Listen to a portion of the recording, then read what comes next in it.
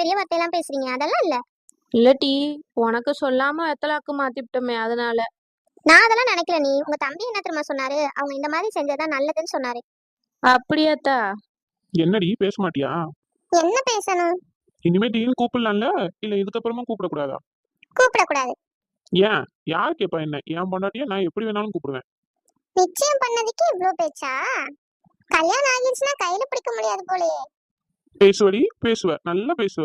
உங்க அப்பா ஓகே சொல்ல வைக்கிறதுக்கு நான் எவ்வளவு பாடுபட்டேன்னு எனக்கு தான் தெரியும். மாமே வெளியே போவோம் வாங்க மாமே. போலாம் மாப்ள. மாமே கேட்கணும்னு இருந்தேன், தருண் எங்க? ஆளையே காணா. அவனுக்கு கல்யாணத்துக்கு இன்னும் 1 மாசம் கூட இல்ல, அதனால வரக்கூடாது. ஓ ஆமால, ஒரு நிச்சயம் பண்ணிட்டு இன்னொரு நிச்சயத்துக்கு வரக்கூடாது. சிந்துக்கு தெரியுமா நீங்க தான் மாப்பிள்ளன்னு? ராகுல், அவங்க 2 பேத்தையும் பார்க்க எவ்வளவு அழகா இருக்காங்கல்ல.